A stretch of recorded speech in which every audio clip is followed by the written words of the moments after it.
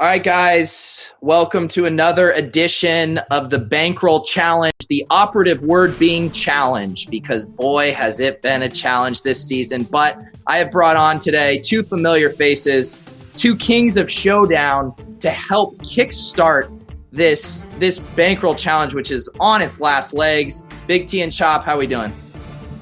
I'm doing good. Very much anxious to finally arrive at the big show here. You know, I've done all the little shows. This is the big dog right here. Yeah, Big T, would you call this the flagship show of RotoGrinders? Earlier in the year when we were doing the showdown, they asked us to come on. I heard this was a gimmick show from Simon. So, I mean, I'm interested to see what kind of gimmicks we run on this thing. No, see, that's the thing. I've gotten a bad rap as like a prop comic gimmick guy doing bits and stuff. I want to rebrand as a real tout. I want people to look up to me in the same way they look up to you guys. They look up to you more than us. What do you mean? Well, maybe not Chop because he's a millionaire, but they look up. They definitely look up to you more than me. I don't know about that, but so here's my logic, right? I was sucking in this challenge, playing the single entry. My bankroll was down to 100. I did that head-to-head GPP against the air yards guy, right? Boom, kick-started, got some money flowing. So I was like, I need to throw another curveball because I'm just blowing at this single entry stuff. So I thought, what a better time than now to redirect my efforts to Showdown. What are you guys feeling about this Showdown slate? Is this a good time for me to dip my toes in the water? Absolutely. We're going to ship it. So describe to me, because it seems like DraftKings, they're kind of putting a premium on the Green Bay game as their main focus for the biggest prize pool. What's the deal with that? I think they just put the later game always as like the main, just so everyone can play the 2-game slate. And then after you feel like your 2-game slate might be wearing down or you want to fire the night, they just always do the night one. I don't think it has to do with the game or whatever, but this is the game, man. This San Fran has treated us good all year. We're bringing good mojo to your program here. That's right. Yeah. What if it's been, what is it, Mostert and Kittle? Who have been your guys that you've shipped those 49ers ones with? The one I solo shipped for the big hit was this same game actually, with Kittle and Devontae Adams were the two guys that went off, and then the running game, Mostert. That was before Mostert started like getting the full work, so he came in late and brought the hammer, the late hammer for me. So these teams, though, we've had a bunch of success with San Fran all year. Chop, let's start with game selection for me here. So I have $350 left in my bankroll. I obviously need to keep some bullets in the chamber for Super Bowl here, but how would you recommend that I allocate this? Do I get in the SPY single entry showdown, or am I, max entering the $3? What would you recommend? Oh man, you're behind the 8 ball with that bankroll. You need to be careful with it. I'll probably honestly, I say this all the time. When you start talking about winning a lot of money, it comes at a price. Like it takes a lot of luck, and you're more likely to shoot through a bankroll and lose it all before you ever hit that big one that you think you're going to hit. So if you're down to like that kind of amount of money, if that's somebody's bankroll, I'm not trying to win the million. I'm not trying to win $100,000. In that scenario, I'm probably sticking to the much smaller pools. Maybe I can go 5 or 10 times my money, whatever I put in there, something smaller. Single entry is good. You don't want to get in there against those big dogs like Big T dropping those 100 lineups on you. You're going to have a tough time. So, yeah, 3 entry max, single entry. Man, this might be sacrilegious here, but you could even go for triple ups. Triple ups are fine, too, in showdowns. Actually, you'll drop off a third of the pool anyway of people who just make stupid mistakes. And now you're only fighting against 2/3 of the pool, and a third of it's going to win money. So something like that would be nice with that kind of bankroll. Okay, so I don't know. I need to find something in between, I think, the $10 super heavy up top mega prize pool and the triple up. I need something, Big T, that still gets the juices flowing. I need a big score. I need one that RotoGrinders is forced to do headline. Peter Overzet wins X amount of money. They're not doing that for a triple up. I need the article headline winning contest. I sent a tweet out earlier in the week that I think the best tournament all sports, Showdown, NFL, NBA, every single thing is this 20 max. Like this $3 20 max, and it's perfect for Showdown because it gets you multiple combinations. We could even cycle through it today. I don't know what you want to do, but like 20 max. If I had $100, I'd for sure do 20 in that, probably one in the $10, just in case we happen to peel the nuts and ship that big dude, and then maybe like a $12 single entry, that $12 40K thing. Like that's $102. I like that breakdown a little bit, but granted, I do have not great bankroll management. I like to fire it off.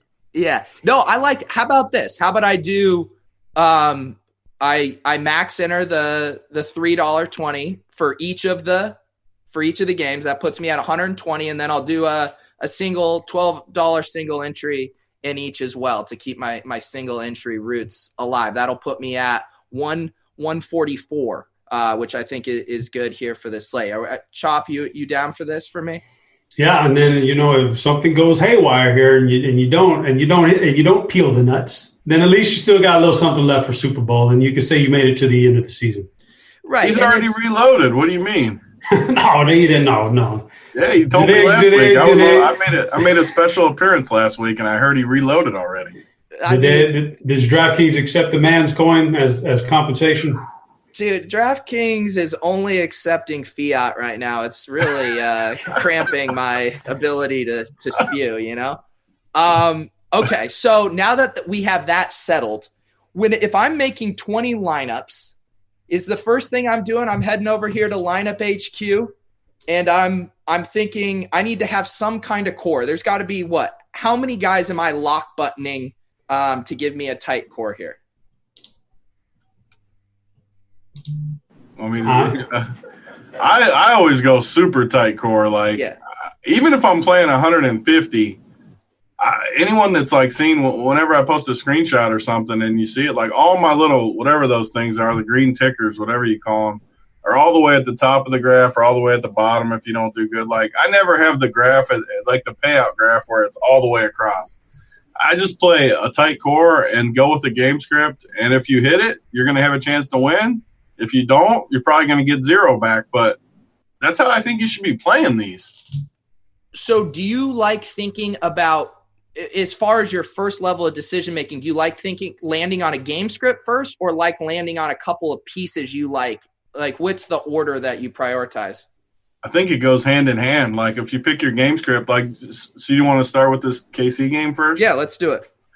So like Tennessee more so than anybody, like if they get their game script, it's going to be run heavy. It's going to be running the clock. So you would naturally just start with Henry. Whereas if you like the Kansas City side, you're probably going to look at fading Henry in a showdown slate where if Kansas City gets up a couple touchdowns, we say this every week and the big dog always gets rolling, but if he somehow does find himself down 3 touchdowns, it's got to kill him, and he's going to be high owned. So, Chop, what do you think about that? Yeah, to that question, I first I'm knocking out all the guys in there that I don't think can give me a fairly decent amount of points. Like I don't need all the hangers on in my player pool, right? I don't need all those 4th and 5th wide receiver options for Tennessee, and then it's game script. And he's right. It's just okay. So we're kind of at I don't want to say a disadvantage in this game, but if we had played the Tennessee game in the prior 2 weeks, Derrick Henry wasn't popular, and we could have made a killing with that. Now it's kind of reversed. Now he'll be a popular option. So now you got to take that into consideration. Like, we're going to get, even in the two games, he's going to be super, like he's projected at 70% almost. So in the showdown, he's going to be popular. So we got to be careful with that. I would love nothing more than our running back to deliver another Super Bowl this year. And then we can shut up all the running back haters who, are out there. I don't want to mention no names, but like Davis Maddock is still writing articles on why Ryan Tannehill's 88 and 72 yards are more valuable than Derrick Henry in these 2 playoff wins. But he's going to be so popular. I don't know if I can take that game script this week. I might have to go a different route. So, Chop, if you are leaning, or Big T, if you're leaning toward a game script where you're trying to fade Henry, and say you're building 150 or I'm building 20 here, are you full fading Henry, or are you just going underweight and you're still going to have like 25%, so you're not dead if the big dog gets rolling? No, I'm full fading. I'm either full fading or I'll leave him in my pool and give him a way lower projection. Like, so right now, if you go to the Blitz, he's projected 22.56, I think. I assume that's updated, but somewhere around 22 points. So if I wanted to fade him, I'd give him something like maybe I'd lower him to 14 or something, like way lower, to where maybe he hits some of my combos still. Because what you don't want to happen is somehow you just get terrible combos that even if Henry has a bad game and scores a touchdown, he gets like 12. Yeah. And you could have had him, but instead you have some other scrub that gets you 8 or something. And because you're not going to, especially when you're doing 150, you're not going to hand check every single one of them. At least I don't. I mean, you don't have time for that. So 20, you can hand check them a little easier. But so I think I like that better. Like I'd set him at like 14 points and then set his max ownership at like 30 or something, just to where I probably won't get much still because of his salary. But if it somehow did fit, he'll just show up organically or whatever. Yeah. And so then if we're going to – I like the idea of fading Henry. I mean, I've been fading him all season. I mean, what could go wrong? Might as well just keep the train rolling. It's nothing would be more fishy than to all of a sudden play him the week that everyone has coronated him. And then he busts. Yeah, exactly. So, I mean, and also, do you know what other equity we have, guys? We have Soccer Dave tiers equity. I mean, not only do we get to ship it, but we get those sweet, sweet tiers. That's the conundrum we're in this week. We've got the Soccer Dave side and we got the running back hater side. Which one would we like to see suffer the most? That's a tough question. It is. That is true. I forgot about the other side because then Davis, gets to write another 10,000 word article. We don't want to see that either. Okay, so if we are going with this game script and we're fading Henry, then we obviously are assuming the Chiefs are putting up big points. We're assuming that the Titans are having to pass a lot. One other thing that I feel like is the classic showdown wrinkle is how are you handling kickers and defenses? Obviously, it's like, can they outscore the guys that are priced around their range, the skill position players? To me, if we are thinking the Chiefs get up big, the Chiefs D becomes pretty interesting, right? Yeah, I mean, we could do we could talk for hours about how to set up lineup HQ and with rules and stuff, where a lot of the times we've had the most success with going like just an onslaught where you need to set rules where if you play Damian Williams and maybe a more run heavy, then you filter in some defense, and defenses are just so random that just while I'm talking about it too, like a lot of people won't play the Titans defense against the Chiefs, which is naturally how you think in full slates. And I'm not saying to go overboard, but when you're doing the thing for especially 150 teams, I'll set it at like 10% to 20% to where I, no matter what, get 10% Titans defense, even in a Chiefs offensive heavy slate, because just like last week we saw with Houston, they block a punt to the house. And that automatically gets you unique. Like, no one's going to do that. So that gets you a unique build right away. And if they somehow score a touchdown and get you like 10 to 12 points, they're going to outscore all those scrub guys like Tajay Sharp and all these other cheap guys that just suck. So don't take the D's out. But, yeah, the Chiefs D easily is a great play on a slate like this. So if I'm – Chop, if I'm making 20 lineups, do you think I hand make these, or do you think I use the lineup HQ, set some of my rules, and then see what it spits out? For me, 20 is my cutoff point. If I can build 20 or less, I'll do it by hand. If it's over 20, I'll start using the tools. But 20 or less, I got plenty of time. The game's not until later on Sunday. I like to throw a couple in every day leading up to Sunday. Then Sunday morning you pound it down a little bit. But 20, I think you can do 20 by hand. That way you get some good quality control there. Big T, in lineup HQ, are you using ceiling projections? What projections are you using in here to run your your first run here? I always put standard, but I edit all mine too. So I go through each player, and I mean, it doesn't take long at all. But like I said with Henry, so I know we're fading it right away. I just take him to like 14 or 15 points, lower him, and then I just go player by player. Like if I know I want to go Kansas City heavy, maybe I go a little heavier on a guy like A.J. Brown just because they're going to be playing from behind. So he's projected like 13 right now. Mm-hmm. I might crank him up to like 15 or 16 just to maybe get a little boost on him, and same with the passing game. So I start with mean is that the middle one? Mean? Yeah, the mean one. And then I'll look at a bunch of different projection sources too, where you can you get a good feel with where everyone wants them and just make your own. I mean, but if I had to choose, it'd be mean for sure. How about this? How about we see what Derek Carty's optimal spitting out here, and then we can start to look at some of our the ways we want to start to bully the optimal. And I think everyone can get around bullying Derek Carty's optimal, right? I mean, really throw some weight around. Yeah. So it looks like we're getting a ton of Anthony Firkser here, up at 17 here, coming in at 2.36% owned. Chop, that sounded like the kind of guys you're saying you like to throw out because they don't have the ceiling you want.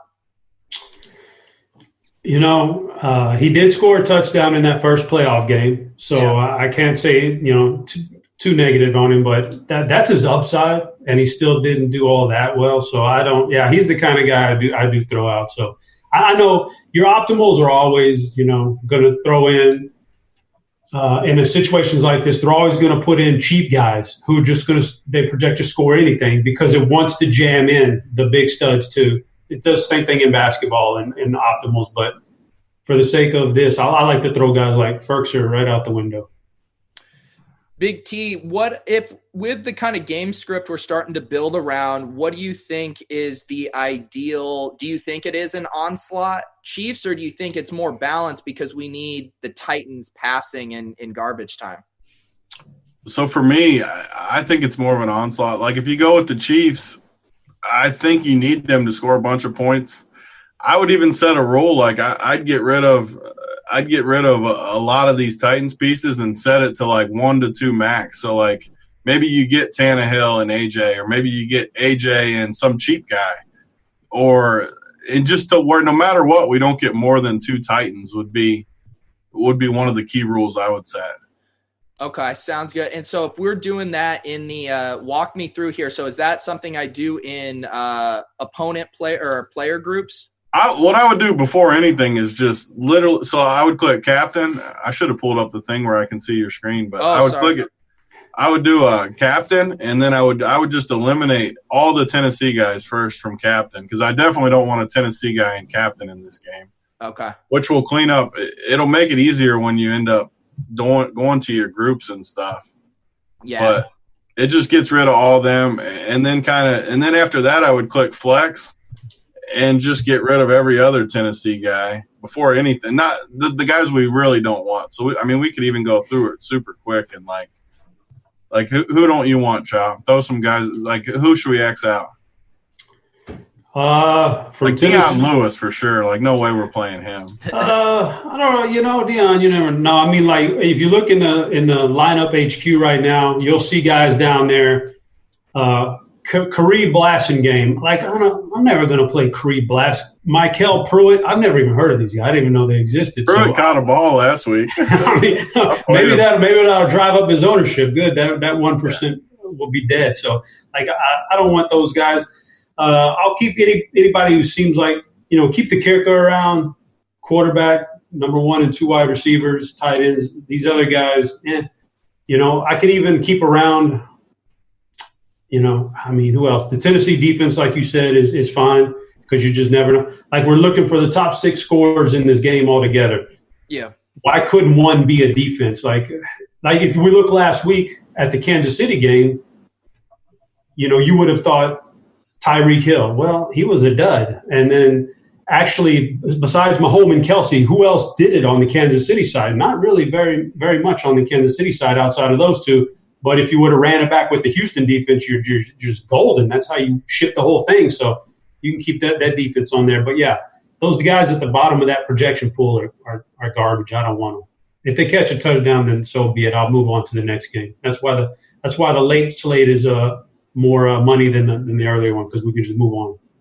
So Big T, for zoning in on which captain we want, how many in a lineups or in a portfolio of 20 lineups, how many different captains do you think we have? Are we cycling through, or should we settle on 2 or 3 for the lineups?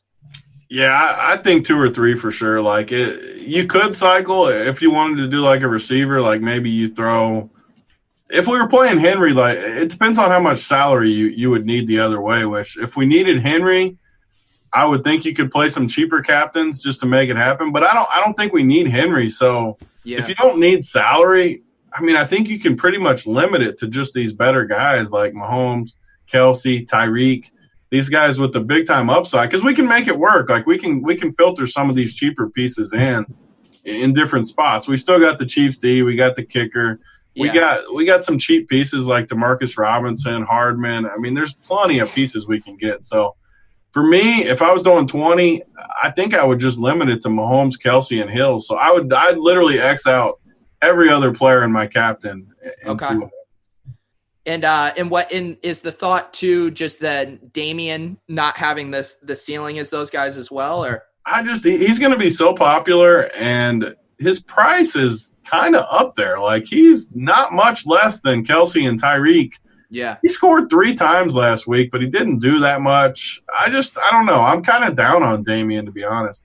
Yeah, let's see what this just spits out now that we've done a little bullying. We put Derek Carty in the locker. We took his lunch money, and now we're finally going to see what we got here. And so then let's see. We'll we got to watch time too, so we can make sure we talk about this Green Bay San Francisco game. Any other just general takes on this game? Obviously, Kelsey's coming off the monster game. You got to think he'll be more highly owned than Tyreek. I kind of like going to Tyreek, but is everyone going to have that same thought process? And all of a sudden, Kelsey is right in line with him again. I think they're both going to get a ton of ownership. But, I mean, what me and Chop talked earlier, we kind of, I think, like Tyreek a little more than Kelsey this week too. But, again, it's probably a true coin flip. Like, I think one of them for sure goes off. The other one probably lets us down. So – just a coin flip to me, I think. Okay, clearly I didn't bully the optimizer enough because I'm still getting all these Titans in here. What do I do to get my min one Titan? One quick rule. I mean, I always take the time I always do it through groups myself. Like, I go to player groups, I go to create group, I rename it Titans, and I literally type in every dude. But let me see. If you go to, like, team player groups, what does it spit out? Let's see. We can do – look, go to build rules. Okay. Build rules, and then click on – there's a little section that says build settings or players per team. You go to players per team and adjust it there. Okay. Let's see. Where am I seeing players per team? There we go. Sorry.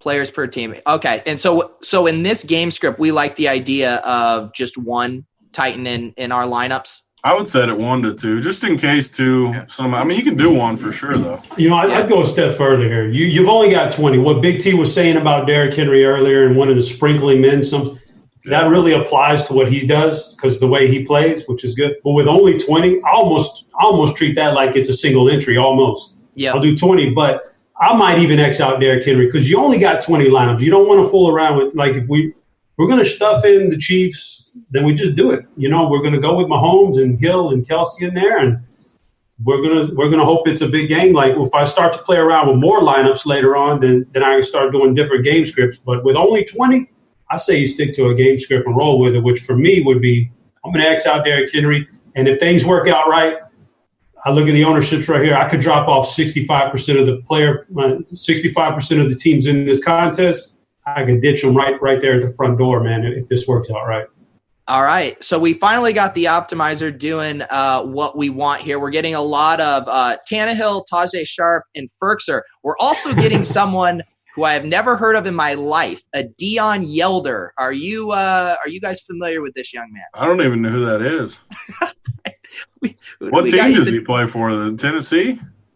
He's a Chiefs tight end. I mean, anytime you can project Blake Bell for a couple of targets, Blake Bell's backup, I mean, I don't know what's going on here with like we got to get him out of there. We got to get him out of here.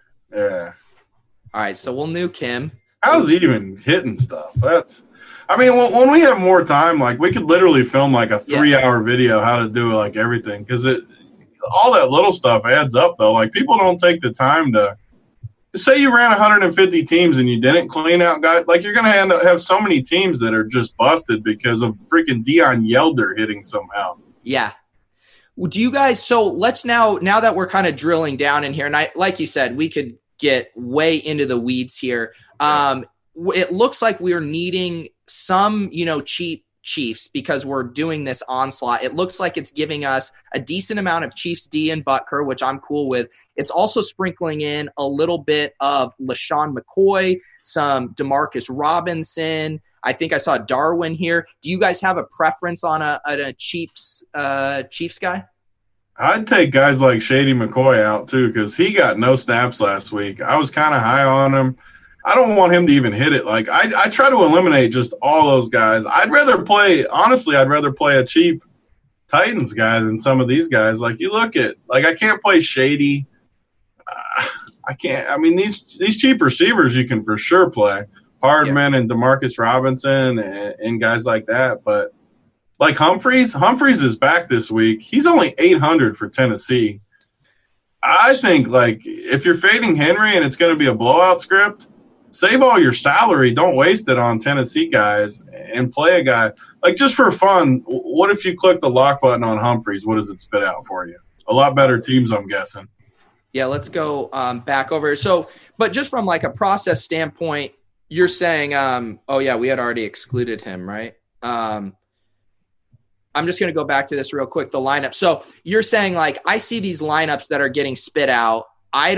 I might need to come off of the onslaught because I'm just getting a ton of like Ferkser and Sharp and maybe do a more of a 4-2 thing. Is that what you're saying? No, I still like the 5. I just think you gotta tinker a little bit to maybe get a different route to where you're not getting the cheap Chiefs guys. Like don't waste a spot on Byron Pringle or Bell or these guys that if I'm playing a cheap guy in an onslaught, it's going to be a Titans guy over a Chiefs guy because these Chiefs guys are going to be the ones that score us the points. So, yeah, I know. Well, we talked earlier about how we would get rid of some of the Titans guys, but then when we went to the full onslaught, I think you can kind of include these guys like Humphreys and Tajay Sharp.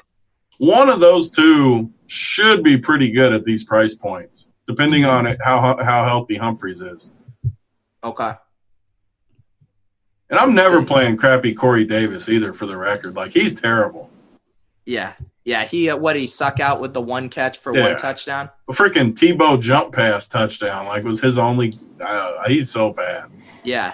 So what do you think about, like, so this team, look, I'm trying to find one here that might be, like, a clean kind of team that you could use here. Like, so if you're deciding between, pick your flavor between a Humphreys or Tajay Sharp, you got a Mahomes captain to Tyreek, but then it also has Chiefs and Butker. If you have Mahomes as your quarterback, are you wanting one more wide receiver in there, or is this still a lineup you would feel comfortable rolling out?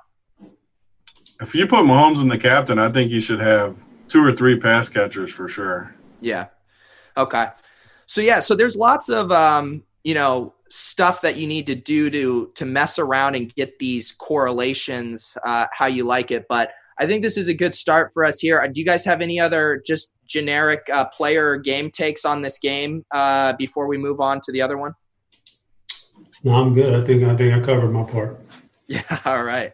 And one other thing, because I have seen people saying, is it viable, do you think, on a slate like this to do a punt captain with the idea being like if 4 or 5 guys have 20 plus points that you wouldn't otherwise be able to fit, and you have them all in your flex spots? Is that a viable route? I think it's the biggest mistake people make, honestly. Like, so many people do this route. And yeah, I like it if it was like I don't know the scenario, but Kansas City. The Rams Kansas City last year is a good example. Or Kansas City, New Orleans if they were playing, or two offensive powerhouses. But Tennessee just doesn't have the firepower. If Tennessee's good in this game, I think it's a low-scoring game where they're running the ball. I don't see a spot where they win this game like 48-44. I mean, it's definitely possible with the Chiefs, but I think tons of people do that, and it just burns teams because say you played Tajay Sharp in there to get guys in, and he gets like 6. Like, I could have Mahomes get 40 in the captain, and you're just giving up so many points that I think it's bad. Yeah. All right, let's hop over to this Green Bay, San Francisco. Chop, what's your high-level overview of how you think this game flow is going to go? I don't think I'm in the minority here. I think Frisco really beats them down pretty good. So it's another thing we got to look out for is everybody thinking the same thing as you? And for me, I feel like it's San Francisco. I feel like it's pretty easy to say Kittle is, their best pass catcher, and obviously they got a good two-headed monster at least in the backfield, maybe 3. Tevin Coleman really stepped up last week.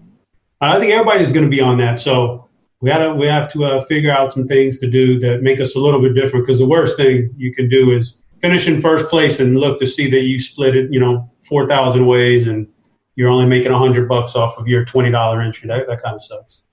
Big T, what do you think is going to be the chalk construction on this game? Yeah, I think everyone falls into the same thing. Like, they're going to play Kittle, Adams, Rodgers, these running backs. I mean, Mostert. You got Coleman's priced up, so Coleman might end up being somewhat lower owned than we think. But everyone's just going to play the same guys like they always do in these San Francisco games. You got Debo. There's just so many ways you can go that I always like San Francisco because I feel like they smother teams and you can play 2 of their running backs. And I don't think a lot of people do that. So, like, one of my key rules I'm more than likely set is every team to have 2 of the 3 guys. Like, no one's going to play Breida, really. He is only $1,800, which is just too cheap. I mean, he's going to get carries. If he gets it going, I'm good with rolling a guy like that to be able to get – because I need to play Devontae, I think. I need to play Kittle for sure, but not in the – you might not need to do it in the captain. So, yeah. There's lots of ways to go, but I think you can get an edge by doing something like the 2 running backs for San Francisco. Yeah, so you're the San Francisco whisperer here. Do you think, because Breida, he hasn't been playing well and has kind of even seemed to get benched a bit, but we've seen them yank around the usage a lot. So you think? I mean, he got 8 carries last week, and he's only 1,800. Like, pretend in a world. We talked about this earlier on the Showdown show too. He's super thin, first of all. Like, if he doesn't play good, I think he even fumbled last week, to be honest. Yeah, he fumbled last week too. But if he just pretend in a world he somehow breaks a 40-yarder in the first drive and then he breaks off another little run, like, they could easily go with a hot hand approach like they always do. And there's definitely an outcome where he's the guy that gets a majority of the work. And if they blow a team out, they're always going to give at least 2 of these guys work. So I don't think he's going to be like my dead core piece, but I mean, this dude got 8 carries last week. He's 1,800. Like, he's just free. So I like playing 2 of these guys for sure, though. Yeah, and I mean, like you said, the 49ers have been a textbook example of, situations where people get overconfident in the usage, just like last week we all assumed, and knowing Shanahan's willing to yank it around. So I think leveraging that overconfidence makes sense. One other interesting thing to me, and I guess you're not getting a huge discount on him, is all throughout the whole season when Jamal Williams has been healthy, I mean, they've been using him in like a near 50-50 split with Aaron Jones. Everyone's going to much prefer Aaron Jones, but you're getting him for over, 50% discount. When they played earlier this season, he had 7 targets and 6 catches. Do you see any path to Jamal Williams in catch-up mode being the preferred back if he's back to full health? He was the guy that won it for me in that game, that because no one had him and he just was crushing in scrub time. So I don't know. I definitely like him. I'll definitely have him in my player pool. I just do worry that he only got 1 carry last week and 1 target. So, man, I do worry about it. In a blowout, he definitely could get some work, but we saw it last week with Shady. We saw it last week with Jamal. These teams might just be saddling up their better type running back this time of year. So I am a little worried about Jamal. Chop, are you feeling an onslaught kind of construction for this one as well? Yeah, that's the way I'm leaning right now. I mean, if you want it to be totally contrarian, yeah, you can play the shootout factor here. You can play Green Bay wins this game, that kind of a construction. But yeah, I think I feel a blowout here, and I think Frisco is one of those teams where we can expand our range of captains here because you never know who's going to be the 2-touchdown scorer. It could be Debo, Kittle, one of those 3 running backs. Garoppolo could sneak one in and throw for 3 passes. Like unlike Kansas City where we can narrow it down, our captain selection, for Frisco, I think we can expand our captain selection, and maybe that gets us a little bit different. Yeah. Who are you liking for captains, Big T? Yeah, I mean, for me, it would be Kittle. Like, I'm going to be super narrow. Even on my 150, it's going to be Kittle or one of the running backs. I'm not going to captain. I could maybe play a little bit of San Francisco D, too, just in case they just completely smother them and get a touchdown and completely dominate. But for the most part, it would be Kittle, Coleman, Mostert, and even a sprinkle of Breida in the captain. Seriously. Okay. All right, I'm gonna mess with that in the build here. When you captain Kittle, are you always pairing him with Garoppolo, or is he the type of player that you don't have to do that with? I'm not for sure because San Francisco is a team that could easily throw one bomb to Kittle or get him a bunch of volume and then let the running backs finish drives. A lot of teams you would. I think technically that's proper to do that, but San Francisco is not one of those teams, and I almost don't like Garoppolo in this game because if they do get a big lead like we think they can, they're not going to keep throwing. They're just going to pound the ground game. They could still get Kittle some volume. So I think I like these running backs a little more than Kittle even. And another route, too, that we didn't talk about, I think it's viable to play Devontae Adams in the captain with 5 San Francisco guys in the utility. And San Fran just kills them, but Devontae gets a bunch of mop-up time, catches 10 to 15 balls, maybe a late touchdown to get you over the hump. No one does this, but I think it's pretty viable, actually. Yeah, how do you feel about that, Chop? Yeah, we've done that before, and we've had success with that is the one guy you run back from the other team, you put him up in the captain or the MVP spot, and that can definitely work out. So I could see that happening. Big T's a lot higher on Devontae than I am this week. I mean, he's a stud. I get it. I probably don't have as much interest in Devontae, but that's just because my brain's telling me they're going to shut him down. It looks like the Optimals are spitting out a ton of San Francisco D and Robbie Gold. I'm not seeing too many scrub 49ers in here. I assume that's how you guys like it. Or, there's a Kyle Juszczyk. Are you going to mess around with any of these cheap guys?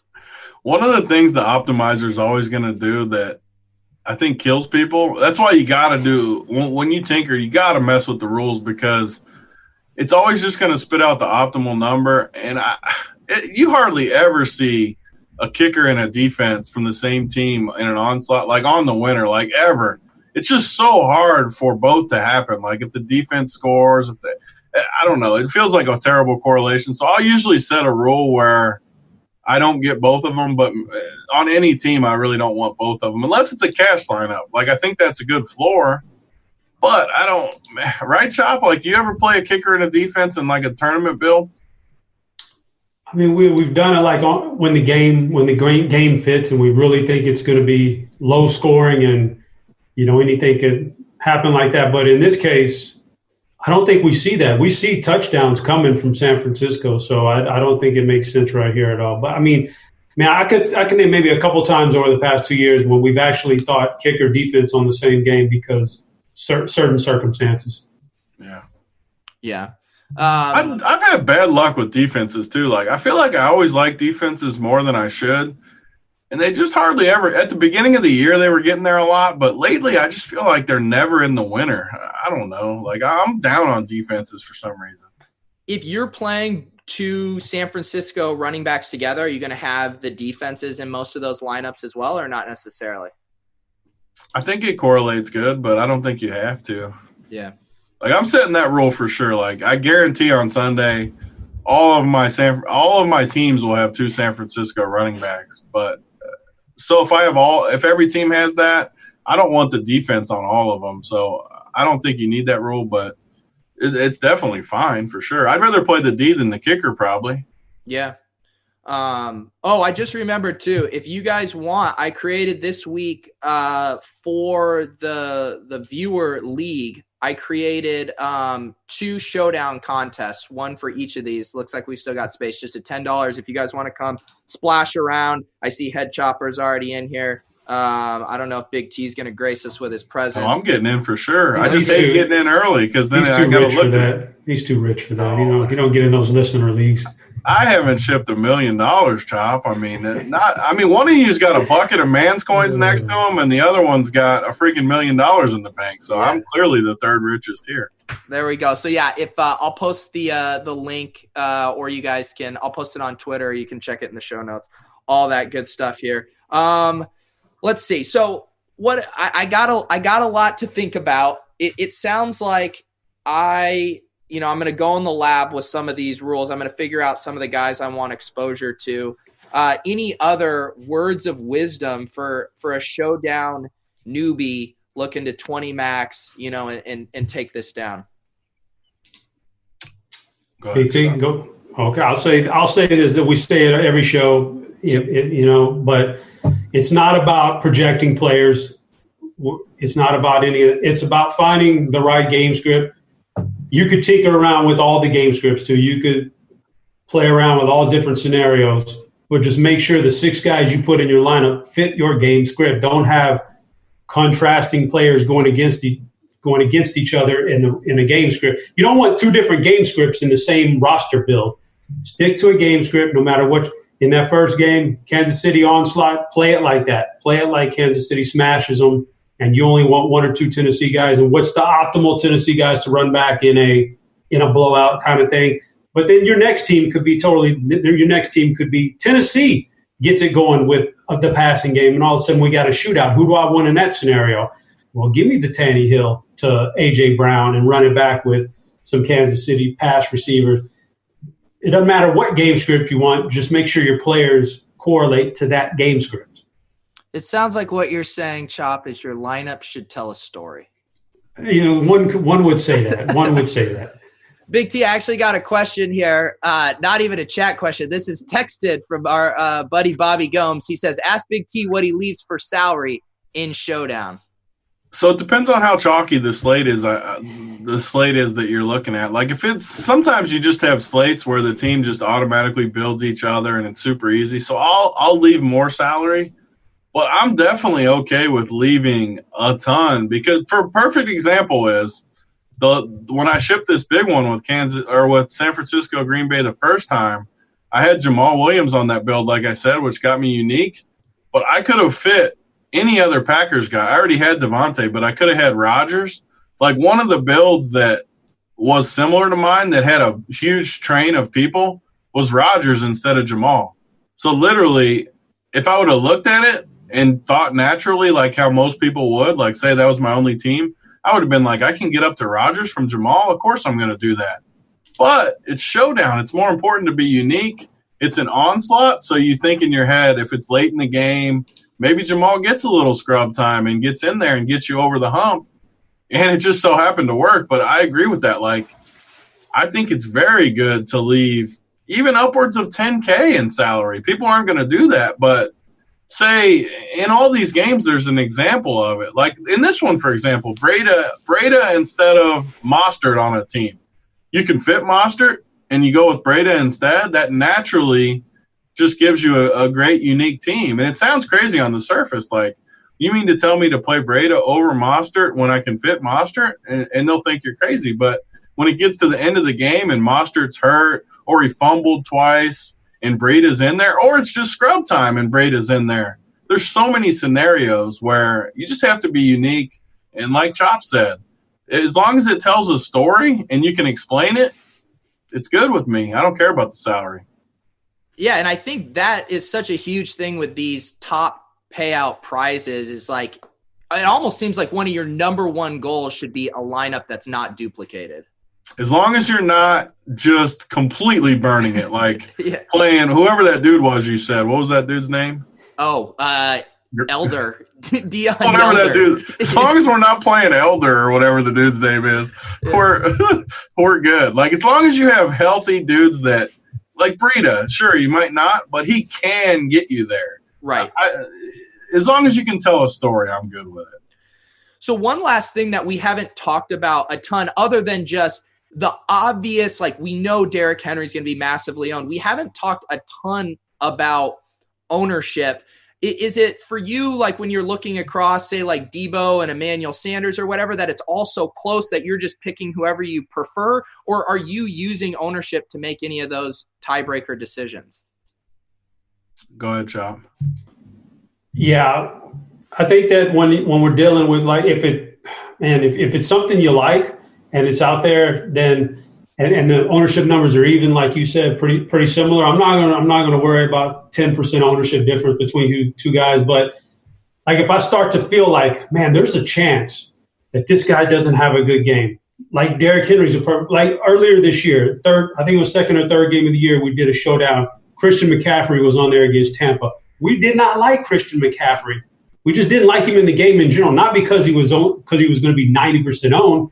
We just didn't like him as much. And then you factor in that big ownership, and we were easily able to fade him, and he put up his worst game of the year. So let's say Derrick Henry this week, massively owned. I'm already got the feeling that I don't really like Derrick Henry that much. He paid off the last 2 weeks. He did his job for me this year. I'm fine with that. Now I don't like him as much. Oh, and he's also going to be 60, 70% owned. I can get away from that. So if we're talking about tighter ownership, I'm not worried about it. If I really like guys, I can go ahead and play them at high ownership and get different somewhere else.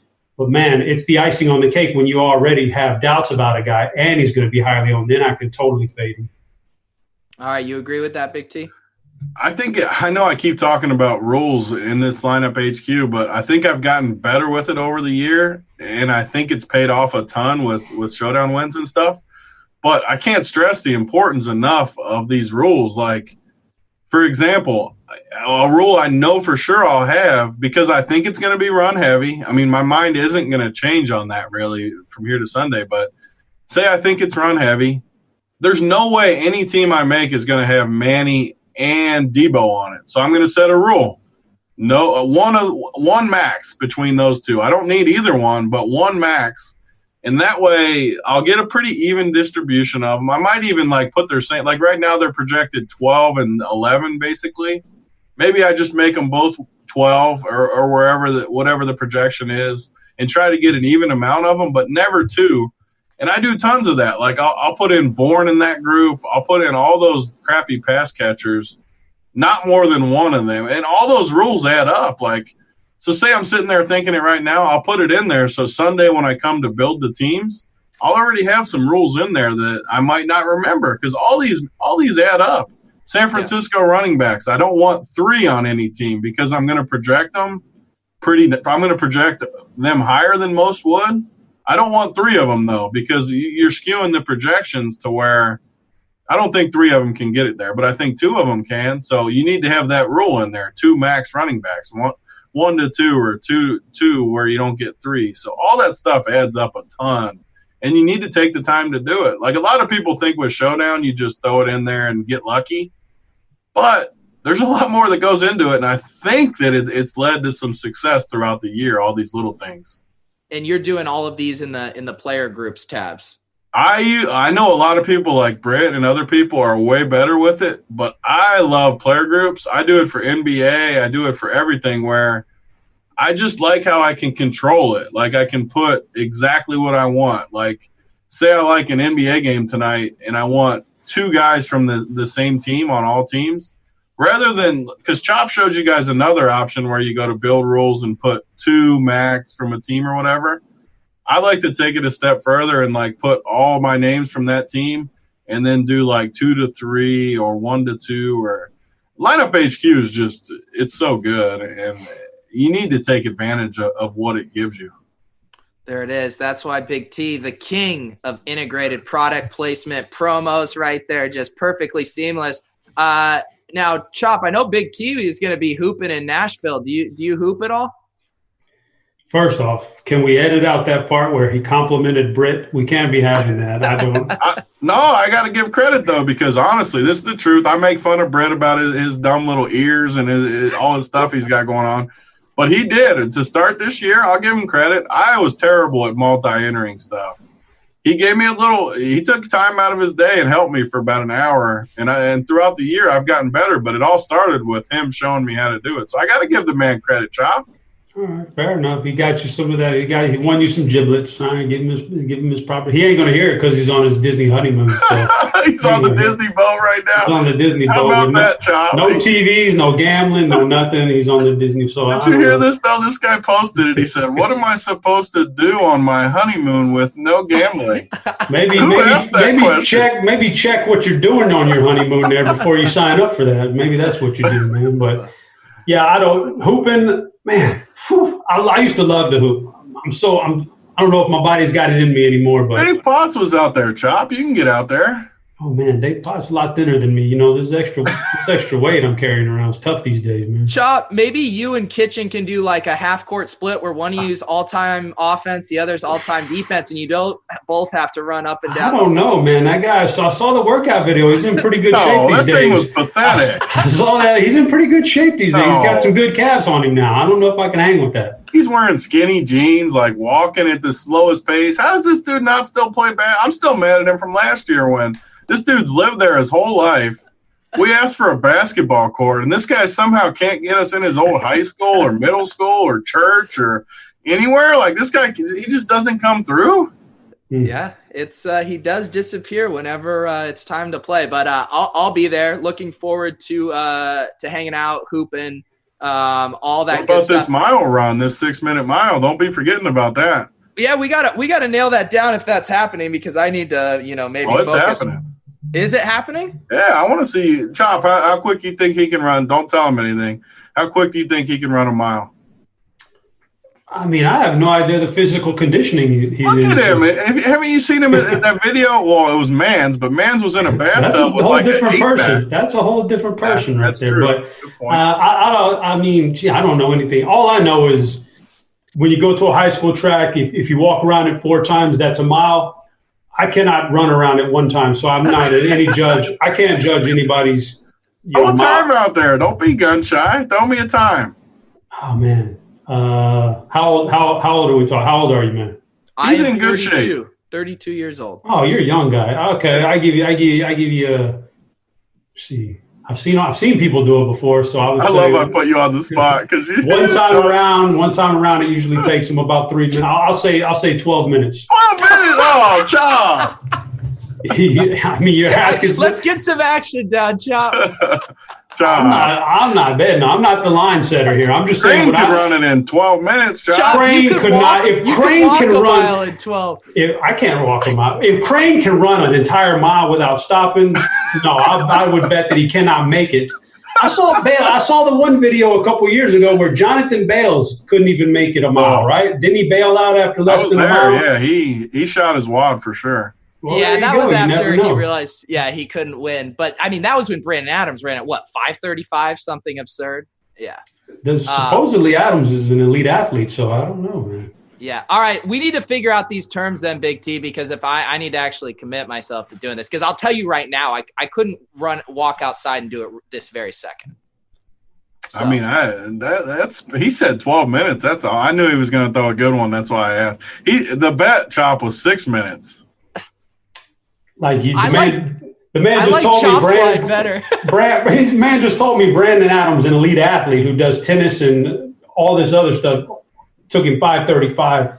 You're not giving him that much more leeway than Brandon Adams. That's a tough line. That's because the man has an 8-pack. Like you're right. He's chiseled. Right, I don't know. I'm torn here. I just know that there's no way. I just know that there's no way. If I can't make it around that track 4 times, no way Crane's making it around 4 times. No I was joking about it. Crane would keel over dead, but 100%. What's my line, Pete?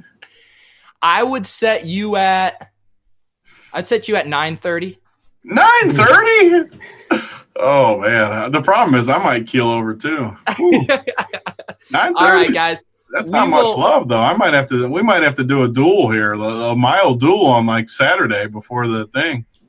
That actually, do you know what? That would be way better if we figure out to spot you whatever the line is, and then you and me race. There you go. Oh, that'd be awesome. I mean, you can't. That's what I'm saying. If you're doing it in 6 and I'm doing it in 9:30, like if you spot me 3.5 minutes, there's no way you're beating me. No, that's that's too much. I need. There's no if you just let me go for 3:30, there's no way you're catching me. There's no chance, unless I just completely run out of gas. You're right. We need to come up with an accurate head start time and then do it as a race. But if I run it in, I mean, even in college in good shape, I wasn't running it in probably 6:30, and this was 15 years ago though. 8 or 9 minutes, probably 8.5 minutes. So if you gave me a 2.5 minute head start, probably would be a decent line. In all fairness, how about I give you a 400 meter, a 1 lap head start? I don't think I can win with one lap. That's a quarter of a mile. I'm fat, Chop, and he's in good shape. You play basketball at the YMCA I do play every basketball. day, man. We're not talking about basketball is different though. You can get up and down the court. You don't sell yourself short on this. Don't sell yourself short. Do it. It's different than just one full lap. I got faith in you, man. I mean, Big T, I think regardless of what happens, we each have to release a hype video. People will love the hype bitch. Can we spike the jump rope? But people would love this if we filmed it and you gave me a lap. I think a lap and a half might be the number. No, I don't know. I need to think about it. Yeah, we'll do something. People will love it though. All right, yeah. Let's plan on this for Saturday. Saturday, basically right after I land, because then we got to start eating and drinking after that. Oh yeah, let's do it. All right, we'll be in touch. We'll figure it out, fellas. Thank you for hopping on. Good luck this week in Showdown, guys. We will ship it, and then I can envision the title right now. How much is first for the 3 max? It's probably $20K or something. Nothing too crazy, but. Do you think we can get a headline on RotoGrinders if I ship it? We're getting it. All right, there it is. It's headline season, guys. All right, thank you for tuning in. Bankroll Challenge for Chop, for Big T. Thanks, producer Devin. Thanks to the Discord chat. We will see you on the track.